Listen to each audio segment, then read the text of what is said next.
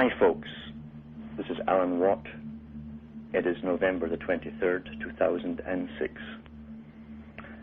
Tonight I'm bowing to a little bit of pressure. I don't normally bow to any kind of pressure, but this will tie in with some of the talks I've given in the past, and it's about the culture creation industry, how ideas are downloaded into people's minds via fiction primarily, using high drama with emotion plus crisis.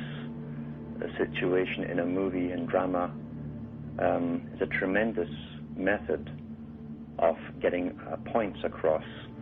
It's almost like coupling an idea with the drama, and it's downloaded like a virus into your subconscious, and you're being programmed, and it's called predictive programming. The technique is ancient, and it's an old science. Plato, in his Republic, talks about the culture industry of his own day, and how it was essential not only for maintaining control over the people by the elite, but that they had to control everything that was given to the public. In other words, anything the public saw in drama on stage was authorized. Not only was it authorized, in ancient Greece, traveling troops of players would come into the cities and do their rounds, and it was compulsory to attend. Everyone, even the slaves, had to attend at least one performance, because just like today, they had their agenda and their schedule and their upgrading of the system, and it was done primarily through fiction, because the old saying is monkey see, monkey do. And we emulate what we see, especially when it's done in a typical hero and heroine form. The male will project himself into the hero's part and identify with the hero character, and the female, at least in the old days before all the vast estrogen stuff in their food and so on, and inoculations, the females used to look towards the heroine. This is an ancient science. It's never ever given up, and actors are hereditary. The families in acting can go back probably hundreds, maybe some of them maybe thousands of years. Specialized sections of society, once more, and they marry each other and intermarry within even smaller ranks. What's more interesting is the producers, the magicians, you might say, who understand and have a full grasp of what is to be conveyed to the audience, what messages must be imprinted in them, in their minds, and he knows the techniques and how to do this perfectly. A perfect science. Now, what's interesting is that back in the 1960s, the Royal Institute of International Affairs and its American branch, Council on Foreign Relations, had one of their international meetings. They held it in England to decide which country, using its film industry, would create the international culture of the future. And this was in the newspapers back then. And it was, I think, 2 or 3 week long meeting. And it was ultimately agreed upon that Hollywood would be given the job to create the worldwide culture for the general public, for a global society. And it would also be coupled with the music industry, obviously, because they go hand in glove, as Plato said, plus the fashion industry. Plato mentioned that too, and he called it the fashion industry in ancient Greece. Nothing, more things change, the more they stay the same. And if something works, you don't want to change it. Why change it? Formula of human behavior is just a science. Each part of the direction that you want it to go into is just the ability to understand the formulas involved and then what buttons to push and what sequence. And it is done in the right way, the right presentation, with the right propaganda the public will react and do exactly as they're being programmed to do. It's worked in the past, it will work in the future. That's why they're utterly confident that they can change society, even back to infanticide if they wish to, because they've done that in ancient Greece. So it was taught and practiced there. So anything can be reintroduced if it's been done in human society before. You just have to know the formula to introduce it.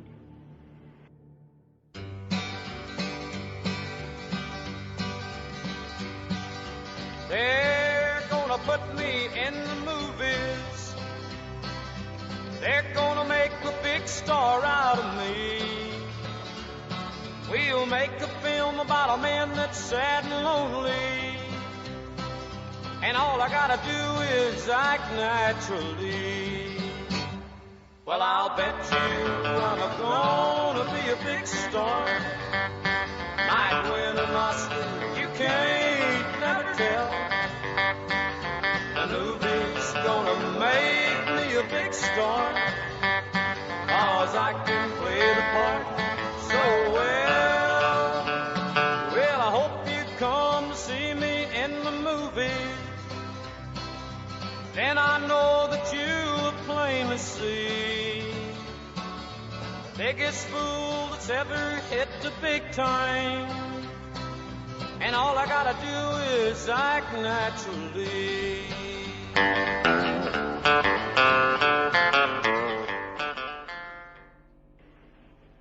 So Hollywood, this amazing industry, probably one of the biggest exports now, maybe the only one left in the US apart from the military. Hollywood is called the Hollywood. It's the Holy Wood, of course, is a staff of the Magi, of the Magus, the Grand Magus in the occults. He waves a wand and everything is altered, changed. He casts a spell. And it's portrayed even in the cartoons with Mickey Mouse with his little wand, as he's dressed like the wizard. And little stars, 5-pointed stars, come from the wand. Earth, air, fire, water, spirit, the 5 points. That's what it means. High drama. And in the ancient Middle Eastern legends, all the holy men there had their staff. We even find it in the Old Testament as Moses has the little contest with the Pharaoh's Magi, and they play it changing sticks into snakes and back again, which is a good trick.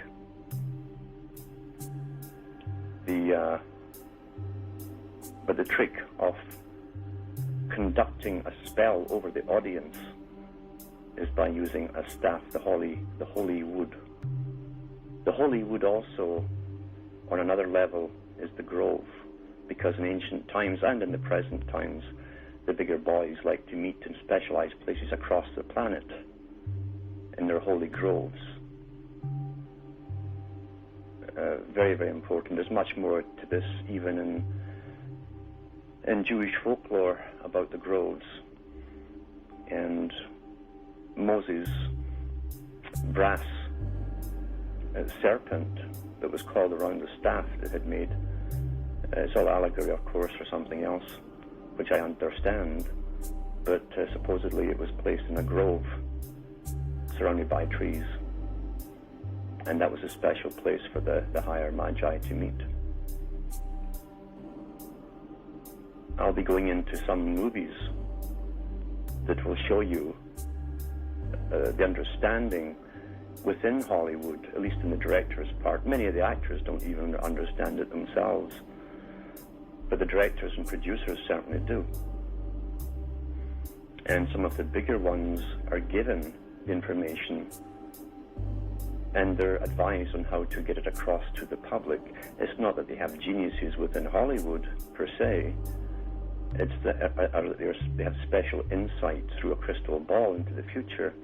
It's because their job is to program us as we go into the future, always. Hollywood has been an essential part of government, especially in the United States. There are books out on Hollywood's involvement with making war movies. They churned out I don't know how many war movies in World War II, and we had the full cooperation of the American military and the use of squadrons of tanks and ships and everything to make it very, very realistic, to get the recruitment going to fight the Nazis and then the Japanese. Tremendous part of propaganda, and it's never stopped. And even today, the Pentagon admits they have funded some of the bigger movies to do with war and Jarhead and all this kind of nonsense to get the young guys in, recruits. Now, just jumping back a little bit into the 1500s, a period of tremendous change in Europe when the Rosicrucians were coming out into the open and recruiting heavily amongst what was then the up-and-coming middle-class youth, especially those involved in sciences. Science is very important to them. And a whole bunch of characters were around the court of Queen Elizabeth I, very important people in an important age. You can find John Dee there. Flood was there as well. And Flood is the man primarily responsible for the creation of the Globe Theatre, which was for Shakespearean plays. And nothing is by accident. And Robert Flood was also an alchemist. He was involved in architecture in the Hermetic tradition, which means that they wanted to unite heaven and earth. Always the same Hermetic tradition, the unification of both spirit and matter, the perfection of the world. In their eyes, of course, they knew and always did know that the understanding was for those in the know. For the profane and for the masses, they would simply be slaves. They had no qualms about differentiating themselves as a higher class of people, a specialized type, intellectual type. And Stratford-upon-Avon, if you break it down, it means a straight ford upon Avon, the river. And a ford is to cross a river. And if you draw it, you have the shape of a cross. And they always say you meet the devil at the crossroads. Avon is nova, new. So it's the new straight cross. That's what it meant.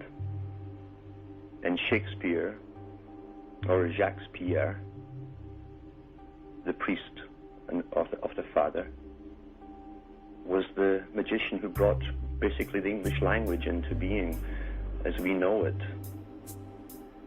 It's been upgraded since, but that was a major upgrade in that particular period. Before that, it was before that Chaucer had upgraded the last one with Canterbury Tales and other writings, and before that it was Old Norse and Saxon German that the people spoke. So a new language was created scientifically. It's fully encoded, of course, and it's a pity as well because we've lost so much of it. We're losing so many words that eventually we won't be able to convey anything to anyone else with any precision, and that's called linguistic minimalism, a technique which has also been used on the public because the children, for a long time, for generations, have been getting their vocabulary from the media and from their music and the heroes that they follow. God help us if we all end up following the sports teams members, because if you want linguistic minimalism, when they interview these players after a match, you've got it right there. So the 1500s was a tremendously important time. It was also, as I say, the introduction of the Hermetic thought, the perfection of man, which means more than just a superficial perfection. They're talking about going all the way into the real religion, which is to recreate that which was separated from God. And that goes back to the allegory of Adam and Eve. Because in the separation, Adam retained the spirit that was given, whereas Eve was given the ability to recreate humanity, to give humanity offspring. And that's the big secret in Masonry. And that's why they don't really appreciate women so much. They have no spirit. And Albert Pike said that the woman can only reflect the light of her husband. He is the sun, she's the moon. The moon has no light of its own, it reflects light from the sun. This is all they put down of the female. And their perfection would be when they united the two together. It's an ancient religion. It's pre-Judaic. And I've never lost sight of this goal, where everything will be in harmony, supposedly, again, according to them. But then they do give you their ending at the beginning. That's the trick of religion, to give you a beginning which really is their end. Getting back to the 1500s, Queen Elizabeth the first sponsored these Rosicrucians to write plays, and she attended most of them herself. And Christopher Marlowe was probably the odd man out, because he wrote about this Hermetic group who were bringing the occult into their stage plays. And because of that, he exposed too much. It's debatable if he was one of them himself and said too much, or if he was actually truly opposing them. But he was like Dagobert long before him. He was stabbed through the eye, which is the Masonic technique for one who sees too much. There is so much I could go into, and it's a shame in a sense to do this as a spontaneous blurb off the top of my head, but at the moment time is of the essence, and so everything is pretty well spontaneous. So what I'll concentrate on tonight are a few movies which have been very telling in their information and their understanding of the system. And also, as always, you have your predictive programming, because in the revelation of the method in high esoteric circles, you can also put in there an idea of inevitability as well. It familiarizes us with an idea so that when it actually comes into place, we accept it without question as somehow being normal. I like to talk about the movie called Network, which came out in 1976. A story about a guy working as a TV anchorman who gets a kind of messianic brainstorm one day and starts telling the truth to the public. And one of his statements is you're the real people to the audience. We're fake. Wir erzählen euch jeden Scheiß, den ihr hören wollt. Wir handeln mit Illusionen. Nichts davon ist wahr. Das ist Massenwahnsinn, ihr Verrückten. Im Namen Gottes, ihr Menschen seid die Realität. Wir sind die Illusion. Also schaltet eure Fernseher aus. Schaltet sie aus. Schaltet sie auf der Stelle aus. Dreht sie ab und macht sie nicht wieder an. Dreht sie ab mitten im Satz, den ich jetzt sage. Habt ihr verstanden? Dreht die Apparate ab! When he realizes that the audience are trying to emulate a fiction, because everything you see on television is a fiction. It's directed, it's produced, it's not spontaneous. Guests, when they're on a question-answer show of any kind, have the pre-planned questions there. I watched a little blurb about Kissinger and found out when he came to Canada that the guy who manages Kissinger, and they're all managed too, had put a suggested set of questions that they could ask Kissinger, and anything not on that list would simply not be answered, or they can walk off the set. There's nothing spontaneous on television. Everything is produced is fake. It's fake. It's an essential arm of controlling your mind. Always has been. But in the movie Network, as he has these convulsive fits and then comes out with these messianic announcements in a comical fashion, he says a lot of truth, and eventually he's called up to see one of the big boys, one of the big guys who run the system, who runs it, and the guy tells him, he says that there is no America. He says everything's just one vast corporation, an association of corporations. There's no Britain, there's no America, there's no Holland, there's no China, there's no Russia. It's just one conglomerate group of corporations. Money runs the thing. And that was true. That is true because that's how it is. The economy, everything beginning with E in our language, is of prime importance. Prime importance is at the top. And that's well worth a look at the Network and what they disclose there to a public that just chew bubblegum and pop their popcorn and get downloaded and yet can't even remember what they see or do. The second movie is pretty famous in some circles. It's called They Live, done in 1988, where it does show you the system, again in allegorical type form. They do it blatantly and show you the sort of mind control techniques of advertising, the types of people who live amongst you, who look like you but they're not you at all. And in the real world, you'll find that in Freemasonry because there is a definite feedback from along through Masonry of information to do with the public and places they live in. They collect data on everyone.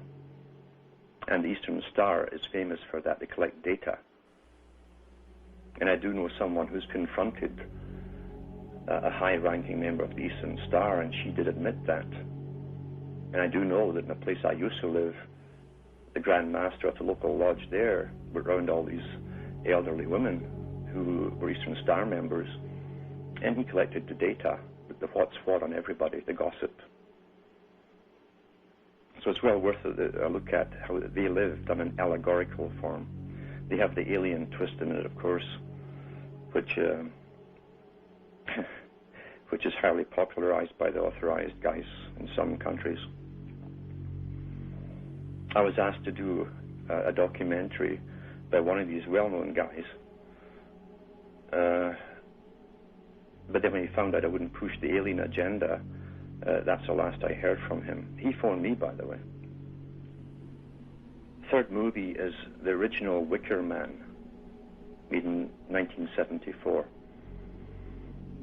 Very revealing movie on the religion that runs the world, with an outward form of nature worship, but also with an elite group at the top who play with people. And that's a very key part of it. They play with people as though they were bored. They know how we think. And in The Wicker Man, a policeman is sent from his little area in Scotland to an island off the west coast of Scotland, supposedly, to investigate a missing girl. And he's been actually lured there.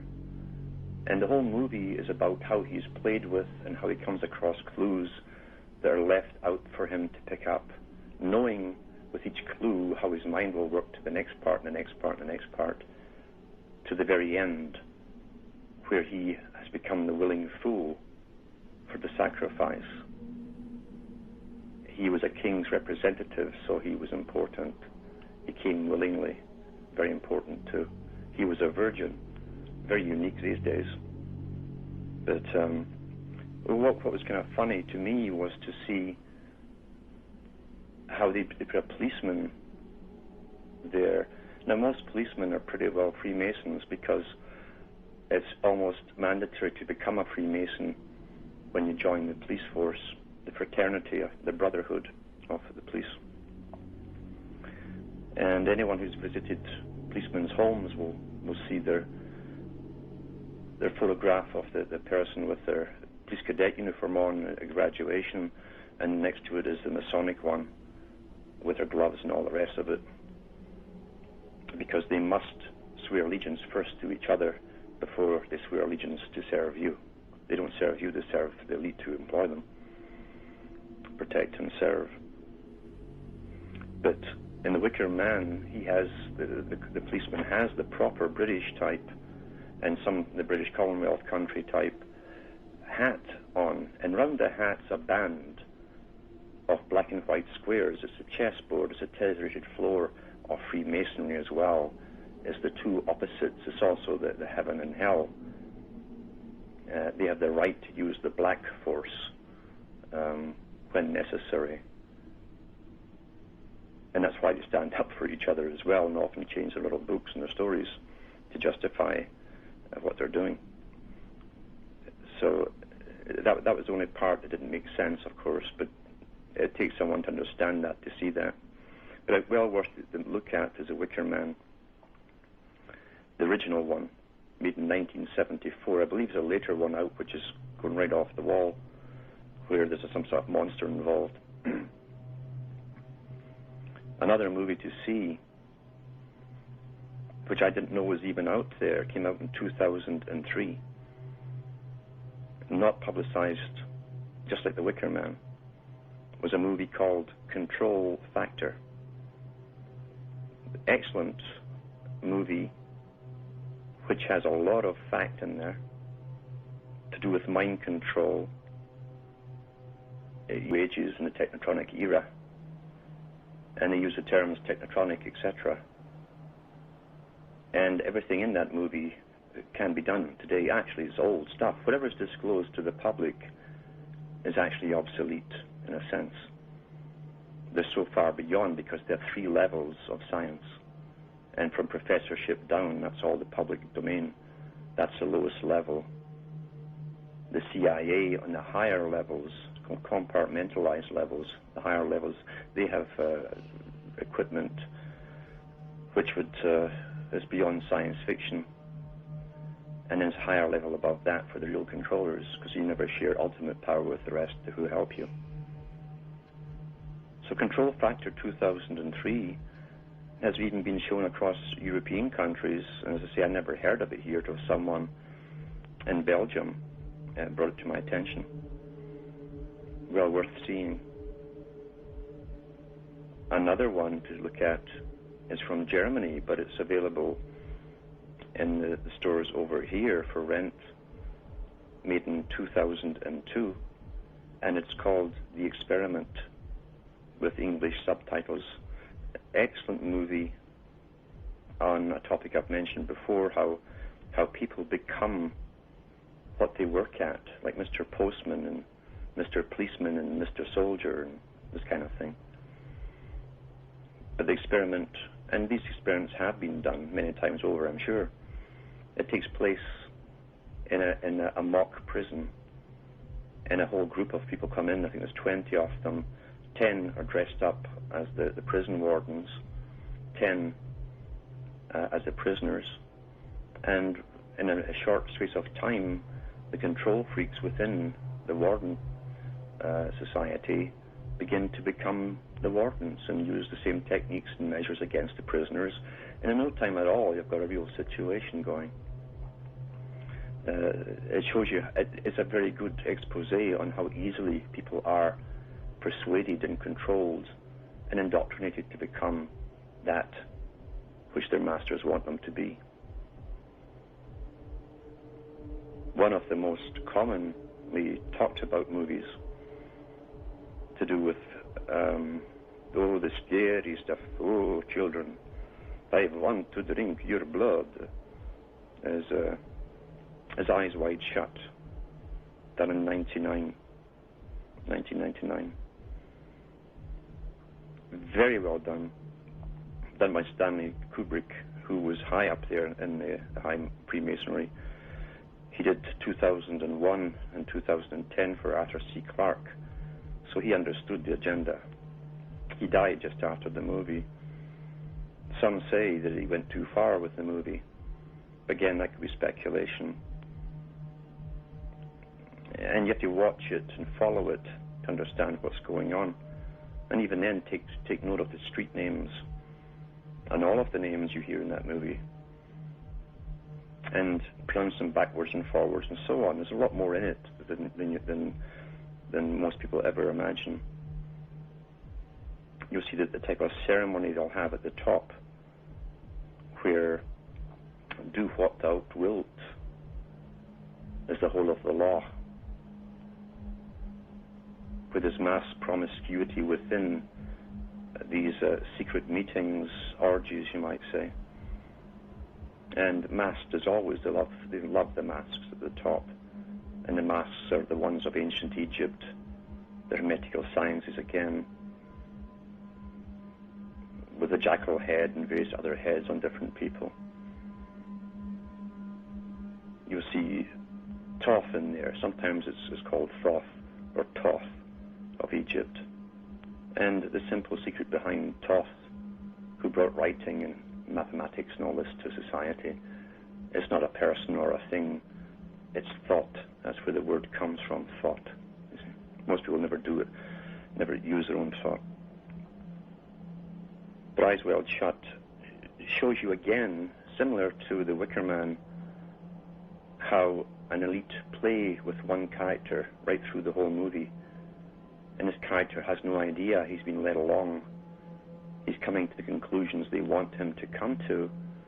He goes places to find out what the mystery is, and they always know he's going to go there. They in a sense lead him on the whole way, right through the whole movie. And they kill people in the movie just because to them it's a game, it's nothing. They're untouchable by society. There's no police going to come after them, no inquiry. Well worth seeing. And these groups do exist. Another good one to see is called THX 1138. And this is a speculation on a society which is totally controlled and bred for their purposes. And they live underground. They never get to the surface, but they work at the jobs that's dictated for them. They're drugged all day, they're tested, their urine's tested to make sure they have enough of this or that drug. They have speakers that talk to them, tell them what drugs to take, or take more of this, etc. A totally regulated system where they're never fully conscious.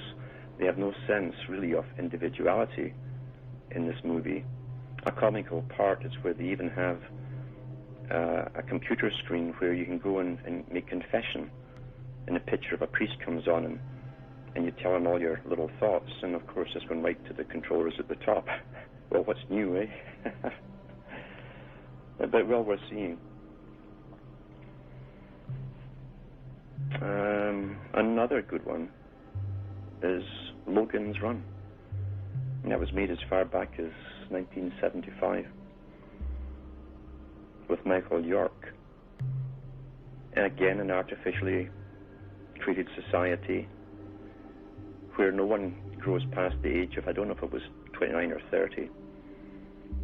And when they get to that age, a little implanted chip starts to glow in their palm of their hand. And they go into a sort of circus where everyone comes around in an arena. An arena just comes from the word Aaron, high priest. And they sit there and they watch what they think is a religious experience where these people are going to the next life. And in reality, they're being killed off. And the whole system is run by computers. And that was the way of taking care of their population problem. There are no old people in the movie, interestingly enough.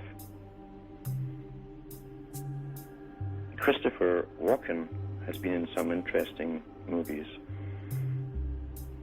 I think one of them, as far back as 1972, was first called The Happiness Cage, and then it came out under The Mind Snatchers, where he's a soldier who causes trouble, young and cocky in the military, and he's taken off for medical experiments. And the whole movie is about him figuring out what's happening, and it's very Tavistock in its setup. And they do have these institutions, by the way. And the whole idea is to implant you with a form of chip and control you remotely. Now, they've done that in Tavistock, as Aldous Huxley talked about on his talk at Berkeley, which is on this website. And Huxley, this great winner, thought this was fantastic, a great improvement in society, sticking wires in their head and punching buttons and getting them to move like robots. So that was in that particular movie, The Mind Snatchers. Walken was also in another one put out in '83, and it was called Brainstorm, where he's a scientist involved in making a machine or a form of headgear that would interface with computers and be able to transmit people's minds across distances and be picked up again by other computers. This isn't fantasy either. These things actually do exist. It's always used eventually, even in the movie, for military purposes. But it's well worth looking at this movie to see how far back they were showing the public this kind of thing. And as I say, it's a form of telling you in a legalistic sense what's coming, but it's also a form of programming you to simply accept it when it really comes into reality. Predictive programming. We don't question things when we're sort of kind of vaguely familiar with the idea, the concept of it. And the scientists will come out on television and tell you, well, that's progress, you see. Well, who defines what progress is? It's not us. But then we don't have a say in anything at all. And that's a fact. There is no democracy. There never was. There's only the agenda. Now at Loyola University in Louisiana, they've had a couple of meetings there, the World Science meetings, paid for by the U.S. Department of Commerce, to do with chipping the entire population of the planet, except for the elite, of course. And they've put out hundreds of pages on this, putting chips in the brains of people will give peace to the world, and regionalized computers would eventually control people and program them for their jobs, so you can be a plumber one day and an electrician the other. It won't matter to you because you won't even know or remember it. And you will not have any individuality. The ghost in the machine won't be able to connect anymore. And at the first meeting they had, they said that this agenda would be promoted to the public to familiarize them with the idea through novels, through cartoons, movies, etc. Well, that's already been done. There are movies out now under different guises, bring it into us in different fashions, different ways, but always the same conclusion. And it wasn't long after the first meeting that Final Cut, the movie with Robert Williams, 2004, that came out, and other ones have followed suit.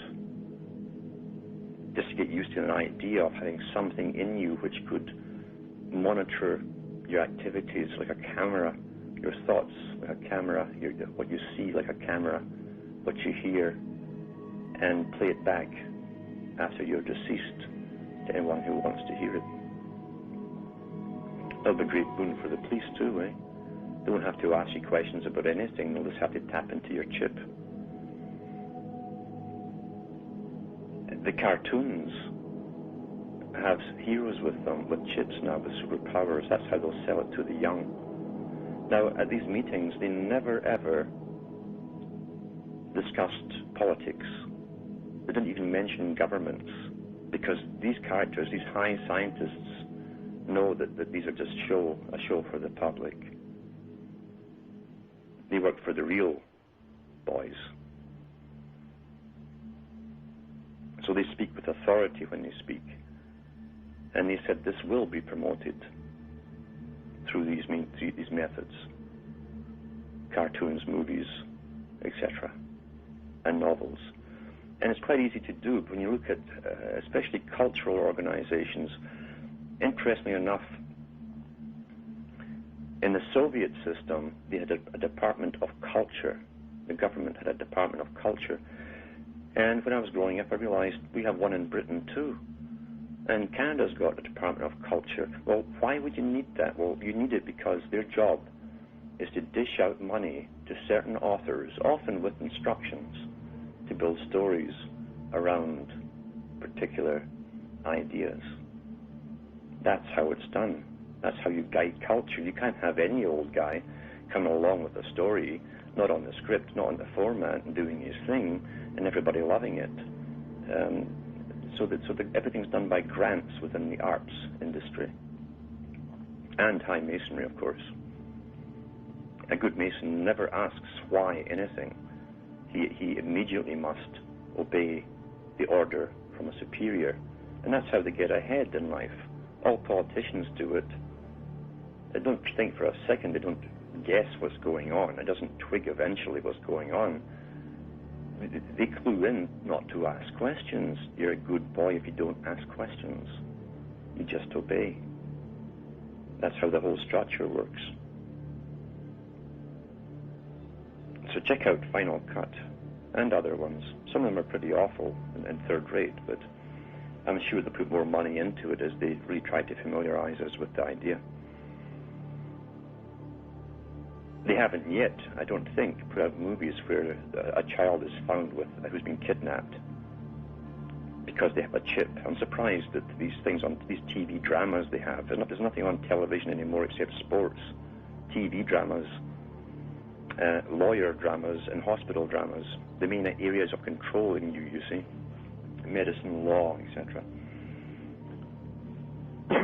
So I'm surprised they haven't put a movie out with some little cutie is kidnapped and everybody's biting their nails wondering what's happening, and here's the guys with their, all their test tubes and DNA samples and their little tracker for the chip, and they find them at the end, and Bruce Willis or some will get the big part, and he'll go and storm there like Rambo and rescue them at the end, and they'll thank the scientists that designed it and all that. That will come if it's not out already.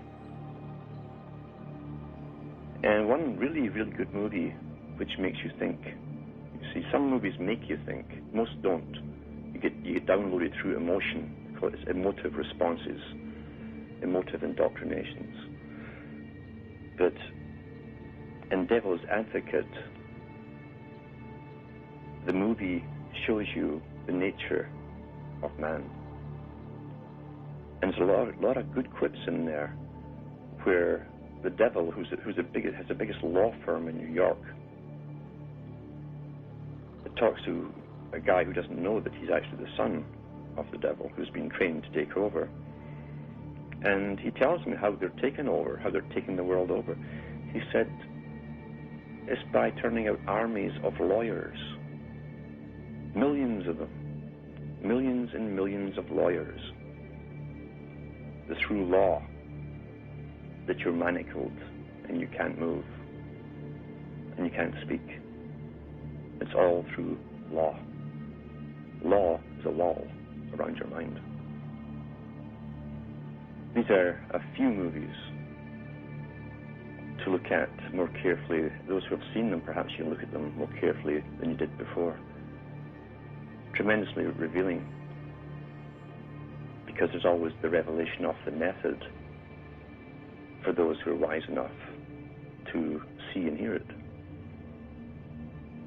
There's always an expose of how it's done and why it's done for those who can hear and see. It's built like the Globe Theatre, as I say, that built for Shakespeare, the Shakespearean plays. It wasn't called the Globe for nothing. The globe, the world, where the stage went down into the audience. And in those days, they brought in audience participation. They made you involved, you get involved in the story. And many people got carried away with the drama and thought it was all real.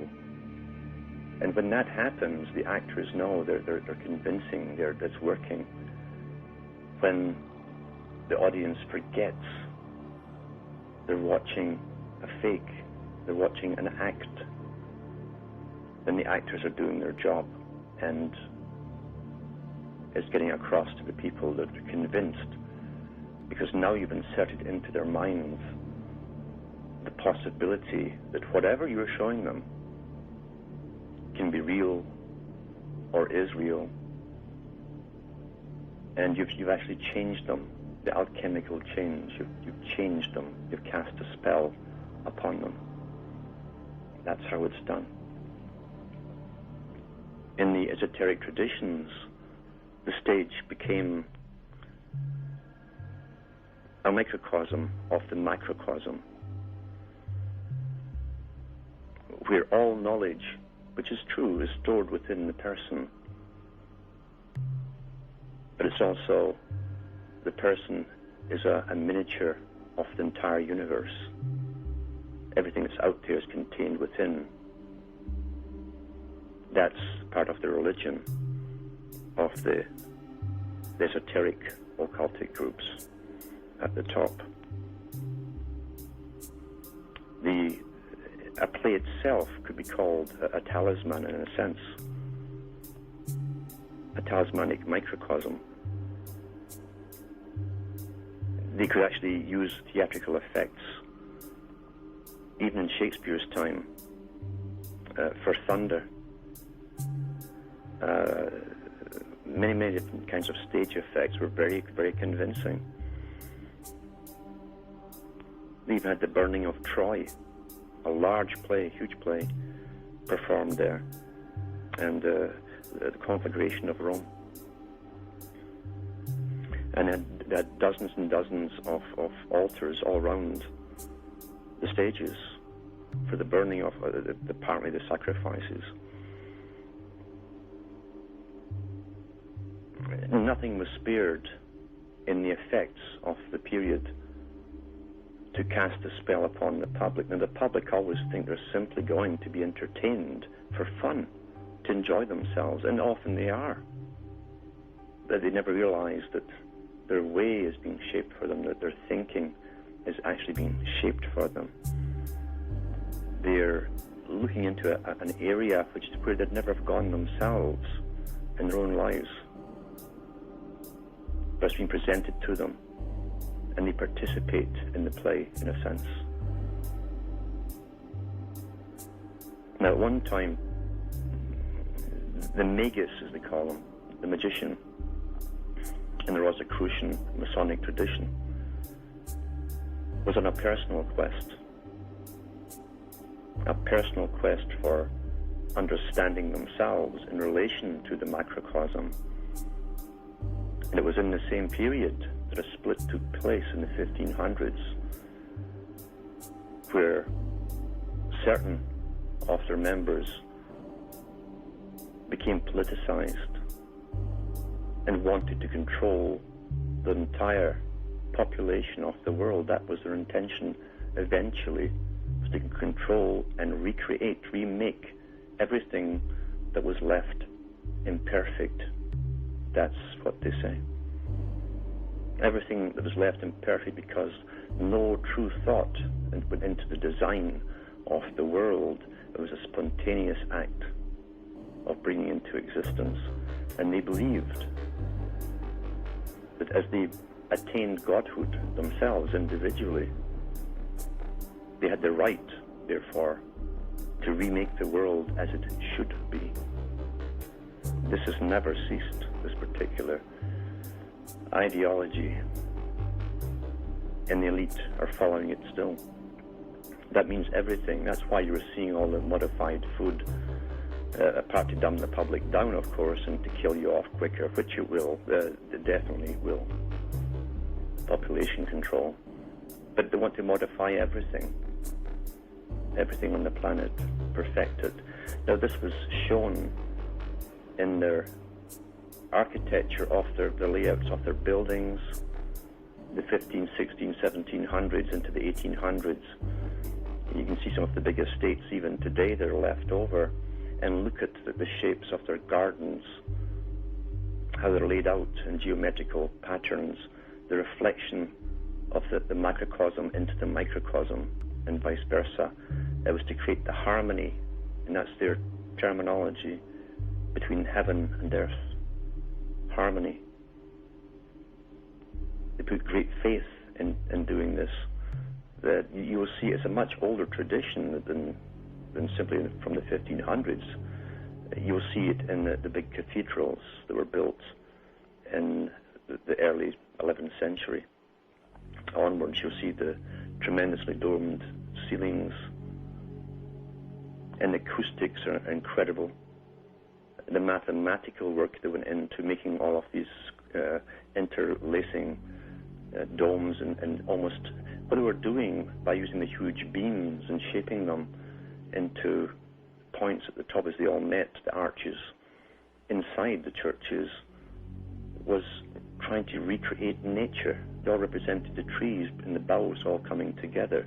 This is what you're seeing, although you're not generally aware of it, a more perfected form of nature. That's what it's all about.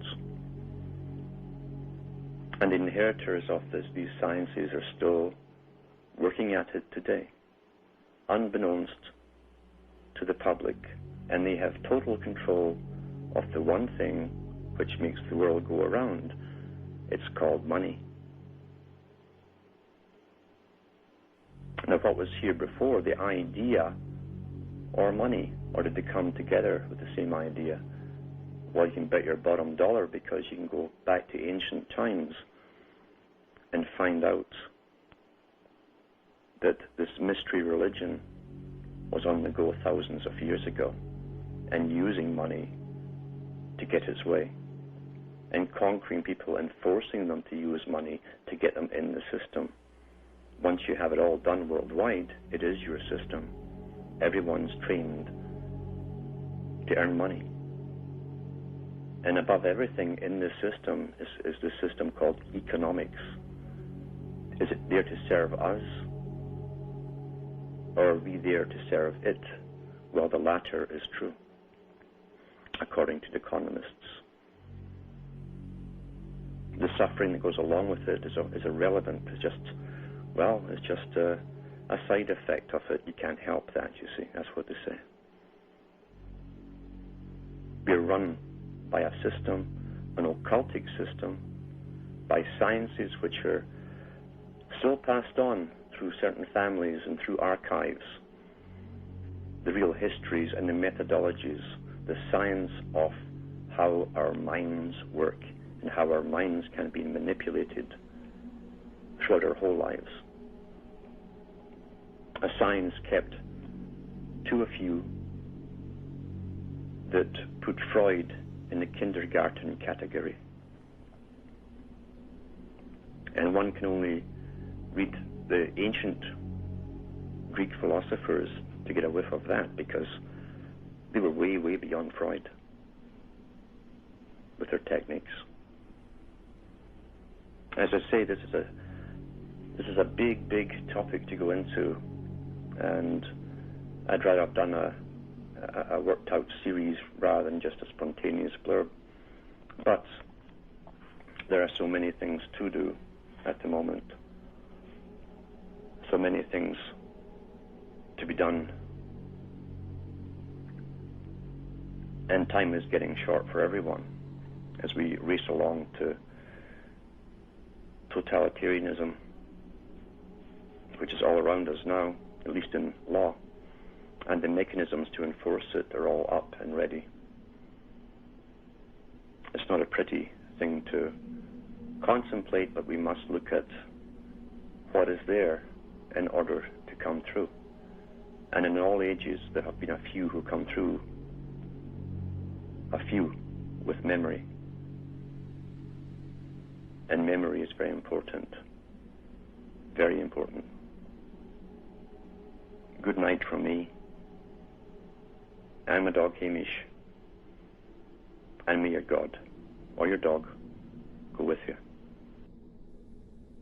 Weil die einzige Wahrheit, die ihr kennt, die ist, die aus dieser Röhre kommt. Heute existiert schon eine ganze Generation von Menschen, die nie etwas kennengelernt hat, was nicht aus dieser Röhre gekommen ist.